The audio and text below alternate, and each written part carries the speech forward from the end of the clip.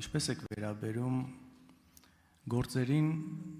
որը դուք ներկայացնում եք դատարանում որպես կողմ, որտեղ պետք է կողմերը ունենան հավասարություն, այն դեպքում, երբ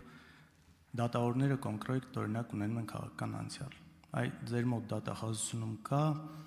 ինչ որ քննարկումներ այդ թեմայի շուրջ, ինչ մոտեցում պետք է որդեգրեք, որովհետև մենք տեսնում ենք հատկապես անցած տարիներին, երբ գոնե մի թեթև ինչ որ կապ է տեսնում դատախազության մեղադրող կողմը որևէ ում որ մեղադրում են նրա հետ կապված դատավորի անցյալի բանի մասով շատ հստակ դիրքորոշում են ունենում եւ որպես կանոն դատավորները այդ ժամանակ ընդունում են դատախազների ներկայացրած բացարկի միջնորդությունը, բայց հակառակ դեպքերում տեսնում ենք, որ այդպիսի բան չկա։ Կան կոնկրետ գործեր, ու այստեղ կրկին եւս մեկ անգամ մենք տեսնում ենք այս երկակի ստանդարտների գործարկումը ոնց որ ինչպես որ անում է եւ քննչականը եւ դատախազությունը եւ սա մեղմ ասած արդար չէ։ Ինձ հետաքրքիր է ձեր մոտեցումը այս հարցում։ Ներողություն, ես խնդրեմ երկակի ստանդարտի հետ կապված մի փոքր մանրամասեք ինչի նկատի ունեք դատախազությունում, կադրային ընտրության Չէ, այս նման դեպքերում, երբ որ օրինակ դատավորը, չէ, շատ կոնկրետ ասի, դատավորի մասով, այսինքն բան որդեգրելու, եթե մի դեպքում ինչ որ կապ են տեսնում կոնկրետ դրա հետ կապված գործողություններ են անում, որովհետև իրենց դա ձեռնտու է այդ ժամանակ, ուրիշ դեպքերում, երբ շատ ավելի հստակ կապ է լինում ի վնաս մյուս կողմի ու երևի թե ի օգուտ դատախազության, այդտեղ իրանք կարծես չտեսնելու են տալիս, նորմալ են դա համարում ու ոչինչ չի արվում։ Խոսքը այս երկակի ստանդարտի մասն է։ Շնորհակալություն հարցի համար։ Ես ենթադրում եմ կարող ենք ավելի կոնկրետ ասել, որ դատավարության հետ կապված է ձեր հարցադրումը, որովհետև եթե նստած եք նիստերի դահլիճում վստահ եմ հետևել եք, բացարկի հետ կապված դատախազությունը դիրքորոշումը պնդեց, որ բացարկի վերաբերյալ հարցերը քննարկելուց հետո նոր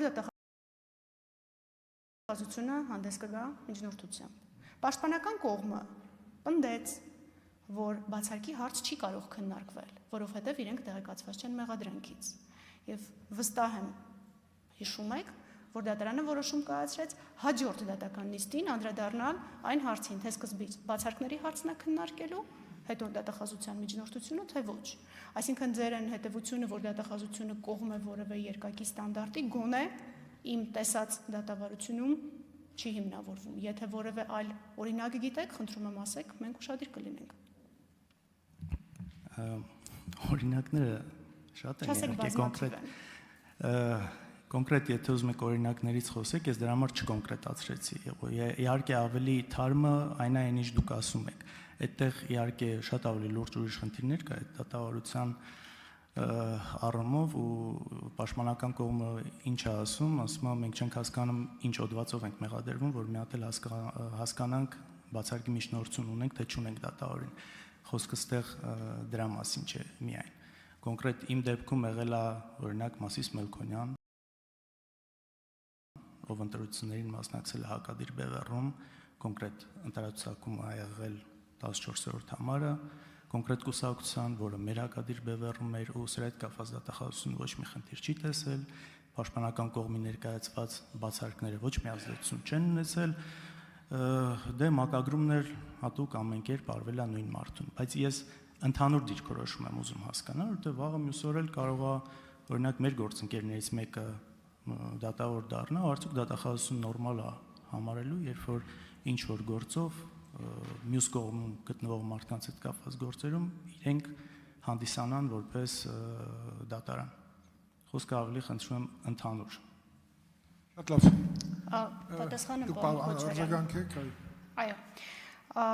Ես ձեր նշած դատավարությունների հետ կապված էլի պետք է ասեմ, որ դատարանը որոշում է կայացրել բացարկի, ինքնաբացարկի վերաբերյալ հարցով, դուք իրավաբան եք ու շատ լավ եք պատկերացնում ինքնաբացարկի վերաբերյալ որոշում կայացնող սուբյեկտն ով է, եւ շատ լավ եք պատկերացնում ինչ է նշանակում քրեական արդարադատություն, որը կողմերի հավասարություն չի ենթադրում, մրցակցային դատավարություն է, եւ դատախազությունը յուրաքանչյուր դեպքում, երբ Դատական ակտի անվերապահ բեկանման հիմքեր կարող են լինել, իսկ տվյալ դեպքում դատավորի սուբյեկտայնությունը անվերապահ բեկանման հիմքերից մեկն է, շատ աչալուրջ է, որովհետև հետագայում մեղադրանքը կարող է լուրջ ռիսկի ենթարկվել։ Այնպես որ Շատ լավ, ես խնդրում եմ խոսությունը դադարեցնենք, այնպես պատասխանեք։ որ դատախազության ուղղությամբ ձեր երկակի ստանդարտների վերաբերյալ մեղադրանքները չեն բխում հենց նույն դատախազության շահերից։ Դատախազությունը երբևէ թույլ չի տա, որ դատական ակտը անվերապահ բեկանելու որևէ հիմք մնա Շատ լավ։ հետագայի համար։ Շնորհակալություն, Դենիել Յովհաննիսյան։ Իդեպ, պարոն Յովհաննիսյան, շնորհակալություն դիտարկման համար նախորդ հարցի հետ կապված, մենք մի փոքր այդ վարչական իրավախախտում ընդունվել է քննչական կոմիտեի հատկապես կարևոր գործերի քննության գլխավոր վարչություն։ Պետական գույքի կառավարման վարչության եւ Երևանի քաղաքապետարանի պաշտոնատար անձանց կողմից պաշտոնական դիրքի չարաշահմամբ Երևան քաղաքի Աճարյան փողոցի 40 հասցեում գտնվող Երևանի թիվ 16 հատուկ դպրոց պոակի զբաղեցրած 13172 քառակուսի մետր մակերեսով հողատարածքից 3596.8 քառակուսի մետր մակերեսով հողատարածքը ապօրինի առանձնացնելու եւ օտարելու դեպքի առթիվ 2020 թվականի հունիսի 23-ին քննչական կոմիտեի Երևան քաղաքի քննչական վարչության Ավանդ եւ Նոր վարչական շրջանների քննչական բաժնում հարուցվել է քրեական գործ կրկին նախկին քրեական օրենսգրքի 308 հոդվածի երկրորդ մասով նախատեսված հանցագործության հատկանիշներով 20 թվականի հունիսի 29-ին քրեական գործն ընդունվել է քննչական կոմիտեի հատկապես կարևոր գործերի քննության գլխավոր վարչություն եւ նույն օրը միացվել է նախորդ քրեական գործին Երևանի քաղաքապետարանի պաշտոնատար անձանց կողմից պաշտոնական դիրքի եւ քաղաքաշինություն փակ բաժնետիրական ընկերության ծառայողների կողմից իրենց լիազորությունների չարաշահմամբ Երևան քաղաքի Ավանեսով փողոցի 12 հասցեում գտնվող Երևանի թիվ 64 նախադպրոցական ուսումնական հաստատություն հողակից զբաղեցրած 6453 քառակուսի մետր մակերեսով հողատարածքից 580.63 քառակուսի մետր եւ 863.34 քառակուսի մետր մակերեսներով հողատարածքները ապօրինի առանձնացնելու եւ օտարելու դեպքերի առթիվ 2018 թվականի հուլիսի 3-ին Ազգային անվտանգության ծառայության քննչական վարչությունում հարուցվել է քրեական գործ կրկին նախկին քրեական օրենսգրքի 308-րդ հոդվածի երկրորդ մասով եւ 214-րդ հոդվածի երկրորդ մասով նախատեսված հանցագործությունների հատկանիշներով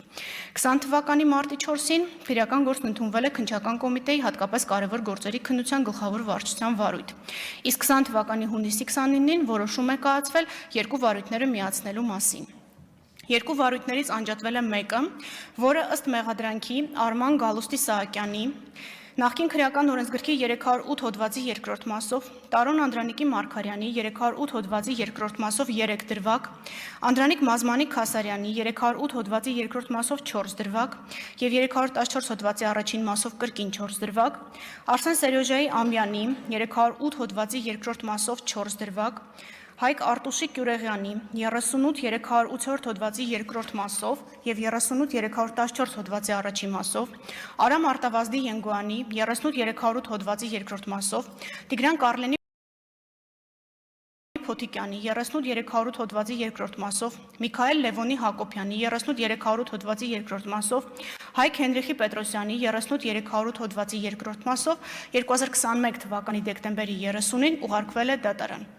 Հակակոռուպցիոն դատարանի 2024 թվականի մայիսի 10-ի որոշմամբ Արամ Ենգոյանի նկատմամբ քրեական հետապնդումը դադարեցվել է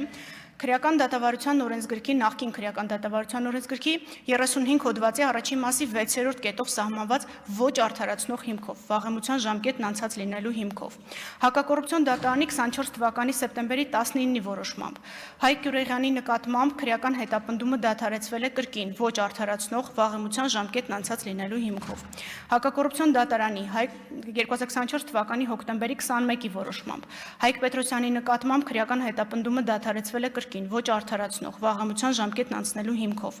Հակակոռուպցիոն դատարանի 24 թվականի հոկտեմբերի 24-ի որոշմամբ Տիգրան Փոթիկյանի նկատմամբ քրեական հետապնդումը դադարեցվել է ոչ արդարացնող վաղամության ժամկետն անցած լինելու հիմքով։ Հակակոռուպցիոն դատարանի 2025 թվականի փետրվարի 4-ի որոշմամբ Արման Սահակյանի նկատմամբ եւ Տարոն Մարգարյանի նկատմամբ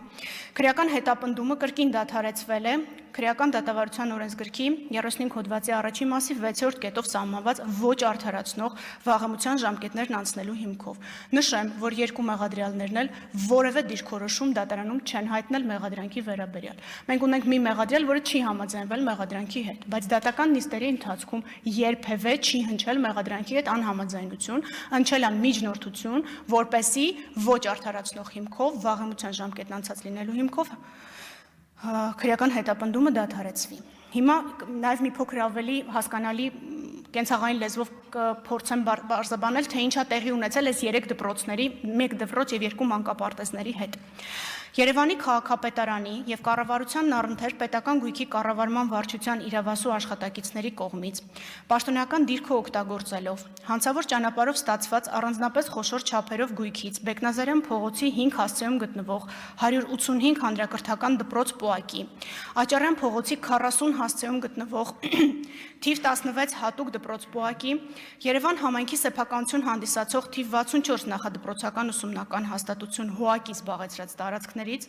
անհիմն որոշակի մակերեսով հողատարածքների փոխարկում օրենքի լեզվով